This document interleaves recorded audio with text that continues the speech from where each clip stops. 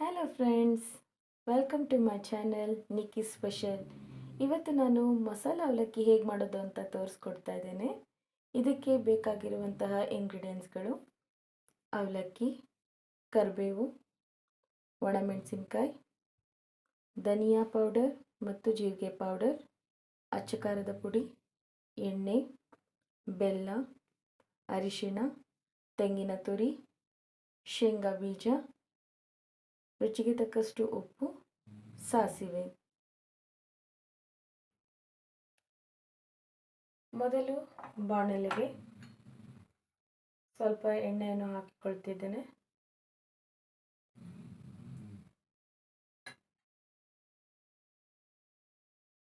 ಸ್ವಲ್ಪ ಬಿಸಿಯಾದ ನಂತರ ಇದಕ್ಕೆ ನಾನು 2 ಸ್ಪೂನ್ ಶೇಂಗಾ ಬೀಜವನ್ನು ಹಾಕ್ತಾ ಇದ್ದೇನೆ.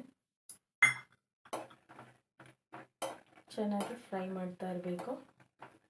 ಸ್ವಲ್ಪ ಗೋಲ್ಡನ್ ಬ್ರೌನ್ ಆಗೋ ತನಕ ಫ್ರೈ ಮಾಡ್ತಾ ಇರಬೇಕು.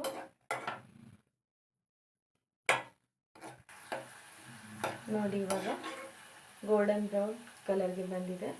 ಈಗ ಈ ಶೇಂಗಾವನ್ನು ಸೈಡಲ್ಲಿ ಎತ್ತಿಟ್ಕೊಳ್ಳೋಣ.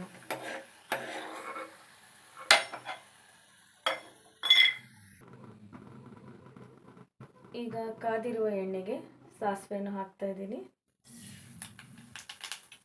ಹಾಗೆ ಮೆಣಸಿನಕಾಯಿನ ಪೀಸ್ ಮಾಡಿ ಹಾಕ್ತಾ ಇದ್ದೀನಿ. ಹಾಗೆ ಕರಿಬೇವು ಇವನ್ನೆಲ್ಲ ಹಾಕಿ ಚೆನ್ನಾಗಿ ಫ್ರೈ ಮಾಡ್ಕೊಳ್ಳೋಣ. ಈಗ ಸ್ಟವನ್ನು ನಾವು ಆಫ್ ಮಾಡಿಬಿಡೋಣ.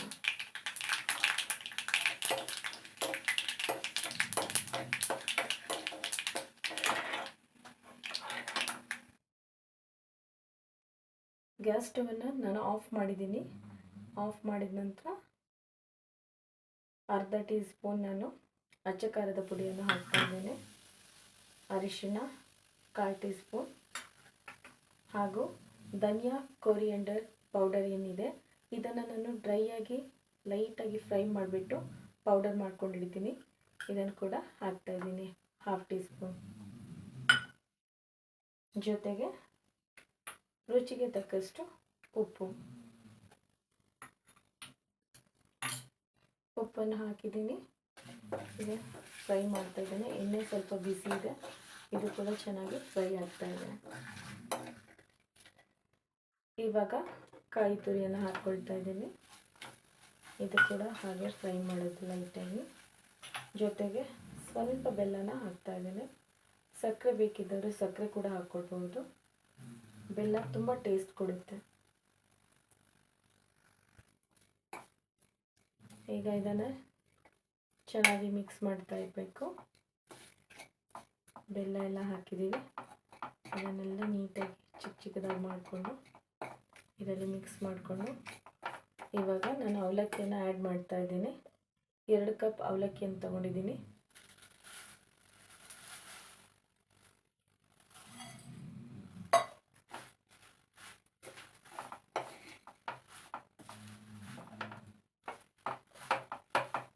ನೋಡಿ, ನೀಟಾಗಿ ನಿಧಾನವಾಗಿ ಮಿಕ್ಸ್ ಮಾಡ್ತಾ ಇರಬೇಕು.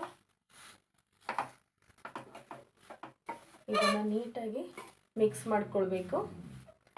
ಹಾಗೆ ಇವಾಗ ನಾವು ಏನು ಫ್ರೈ ಮಾಡಿ ತೆಗೆದಿಟ್ಕೊಂಡಿದ್ದೀವಿ ಆ ಶೇಂಗಾನ ಕೂಡ ಆ್ಯಡ್ ಮಾಡ್ತಾ ಇದ್ದೀನಿ.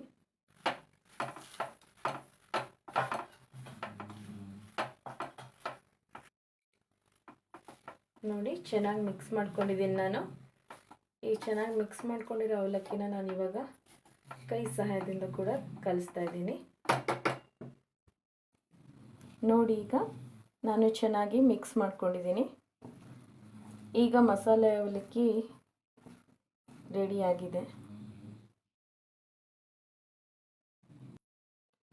ಇದನ್ನು ಒಂದು ಸರ್ವಿಂಗ್ ಪ್ಲೇಟಿಗೆ ಹಾಕ್ಕೊಳ್ಳೋಣ.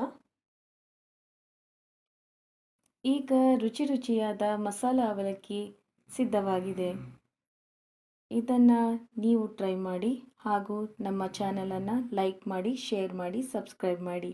ಧನ್ಯವಾದಗಳು.